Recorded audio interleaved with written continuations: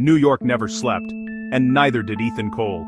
Every night, after finishing his shift at a downtown cafe, he'd open Hinge or Tinder, scrolling through faces that looked real but felt empty. He wasn't looking for a hookup, he was looking for someone who stayed. That's when she appeared. Ava Carter, 25, a photographer with ocean blue eyes and a caption that said, "I don't chase, I attract." Something about that line pulled him in. He swiped right, and it was a match. Their first chat was magic. They talked about music, loneliness, and how fake people could be in New York. Ava wasn't like others. She actually asked him how his day was. Within weeks, they met. It was a rainy Saturday in Central Park. She wore a red coat and a camera around her neck. You're even prettier than your pictures. You're worse at flirting than your profile suggests.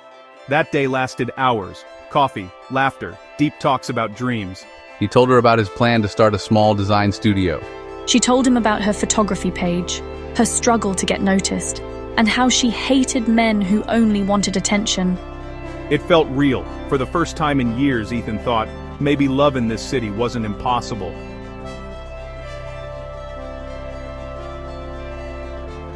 2 months passed. Ethan and Ava became inseparable. Late-night calls, shared playlists, weekend trips, and tiny fights over nothing. She moved into his apartment after 6 months. Ethan would wake up early, make coffee, and watch her edit photos. She looked peaceful, like the chaos of his world finally had a calm. But peace doesn't last in New York, and neither does blind trust. Ethan started noticing little things. Her phone always face down, messages she'd reply to instantly when he wasn't around. And nights she said she had client shoots but never shared details. He didn't want to sound controlling, so he stayed quiet. Until one night, she didn't come home. At 2:30 a.m., she texted,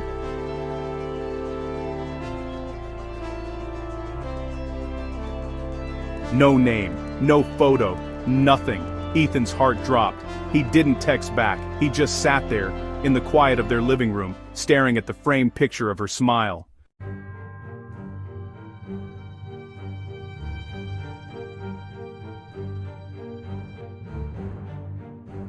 Love was never her plan. Survival was. New York was cruel. Rent was high, jobs were unstable, and the people were colder than the winters. She met Ethan because he looked safe. Not rich, not powerful, but safe. He loved her genuinely, and she loved that feeling. Until she met Liam Rhodes, a photographer with followers, money, and connections. Liam told her she could go places if she stayed close. He called her his muse, and for a girl who'd always felt invisible, that was intoxicating. She didn't plan to cheat, but one photo shoot turned into drinks, and drinks turned into a night she couldn't take back. The next morning, she stared at her reflection in Liam's penthouse mirror, her mascara smudged, her heart torn. She whispered, "What have I done?" But New York didn't answer. It never does.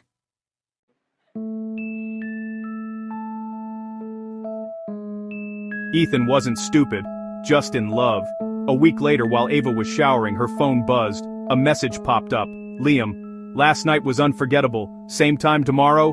Ethan froze. He didn't scream. He didn't break anything. He just quietly left the apartment, took a long walk through Times Square, and watched happy couples pass by, wondering how many of them were living a lie too. That night he texted her, "You don't have to explain. Just don't lie anymore." She replied after 2 hours, "Ethan, I'm sorry. I didn't mean for it to happen." But he never opened it. He already knew what sorry sounded like when it came too late. The American way of love months passed. Ethan started his design studio. He didn't date for a while, not because he hated love, but because he learned love wasn't about finding someone, it was about not losing yourself. Ava tried to call him once. He didn't pick up. Later, he saw her post on Instagram, smiling beside Liam, captioned, "When you know, you know." But deep down, she knew it wasn't peace. It was punishment, wrapped in a smile for likes and validation. In a city that runs on loneliness and likes, maybe everyone hurts someone. The only question is, who hurt first? It had been 9 months since Ethan last heard Ava's voice. The city was the same, fast, loud, alive. But he wasn't. He had changed. He stopped chasing people who didn't stay. He poured everything into his small design studio, which now had 3 clients and 1 loyal assistant named Clara. Clara wasn't like Ava. She was calm, kind, and spoke softly, as if her words were careful not to wound anyone. She laughed at Ethan's dry humor, brought him coffee every morning, and reminded him that life didn't stop after heartbreak. But Ethan never crossed the line. He still remembered what it felt like to love recklessly, and he wasn't ready to feel that again. Until one rainy evening, Clara said something that shook him. You know, Ethan, not everyone leaves. Some people just wait until you're ready to believe in love again. He didn't respond. He just stared at the rain outside his office window, remembering the last time someone said they'd stay.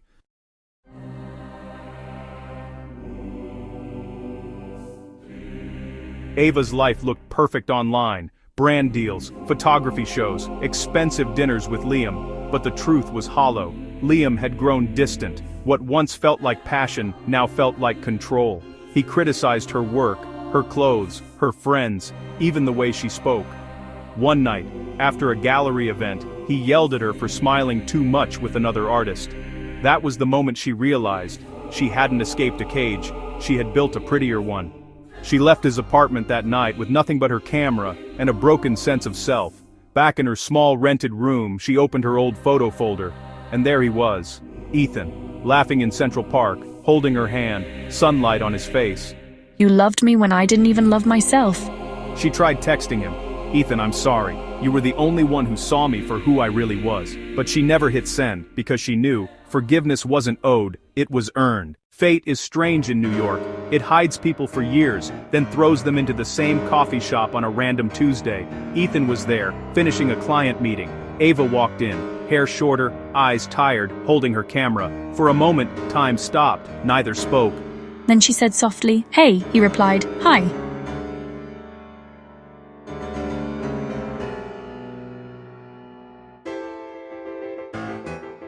But you look happy? Ethan, I learned to be. I was stupid, Ethan. I hurt someone who never wanted to hurt me back. Maybe we both hurt each other. You by leaving, and me by expecting you to stay. Ovachum, do you ever miss us? Ethan, sometimes, but then I remember what it cost me to love you.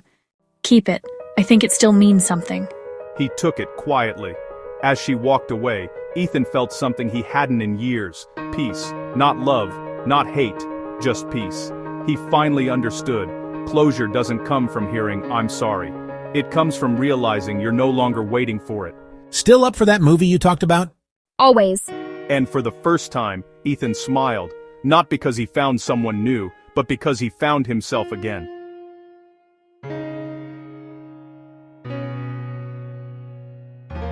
Love in America wasn't about fairy tales, it was about timing, healing, and choices. Ava learned that attention wasn't love, and Ethan learned that heartbreak wasn't the end. They both moved on, separately, silently, and with gratitude for the lessons pain had taught them. In the end, it wasn't about who hurt first. It was about who healed right. It had been a year since that quiet coffee shop meeting. Ethan was different now. Still humble, still kind, but lighter. His design studio had grown. Clients now requested him by name, but success wasn't what healed him. People did, and one of those people was Clara. She never asked about his past, never demanded his heart. She just stayed. You ever think about starting over? All the time. I just don't know where to begin. Maybe you already did. The air felt heavy, not awkward, but meaningful. For the first time, Ethan looked at her not as an escape from pain, but as someone worth risking peace for. Meanwhile, Ava had moved out of New York. She now lived in a small coastal town in Maine, teaching photography to kids. Her hair had grown longer, her smile softer. A good photo doesn't freeze a moment, it forgives it. That night, she wrote Ethan a final message she would never send. "You were my favorite mistake. Thank you for showing me what real love looks like, even if I couldn't keep it." She didn't cry this time, because healing doesn't always mean getting someone back. Sometimes, it means becoming the person you should have been when they loved you. Months later, Ethan invited Clara to his art showcase, a joint event combining design, photography, and music. The hall was full, but his eyes searched only for one face. When she arrived, she wore a simple white dress and that familiar calm smile. After the show, she said quietly, You've come a long way, Ethan. No, I just finally stopped walking backward. For a moment, silence wrapped around them, but it was a good silence, the kind that feels like peace after a storm. Then, for the first time in years, Ethan reached for someone's hand, not out of loneliness, but out of trust. The American way of healing. Ava's final exhibition in Maine featured one photograph at the center, Ethan laughing under the rain, the same picture she once gave him. Below it a small caption read, "He taught me that love isn't about staying, it's about meaning something, even when it's over." People praised the honesty, not knowing it was a confession frozen in art. Meanwhile, Ethan and Clara walked the streets of New York, hand in hand, no promises, no fear, just presence. Because love, real love, wasn't about perfection anymore, it was about peace. In the end, no one really knows who hurt first. Maybe it doesn't matter. What matters is, they both healed. They both learned that heartbreak doesn't destroy love, it just teaches you who deserves it next. And in the quiet pulse of a sleepless city, two hearts, once shattered, finally found their rhythm again.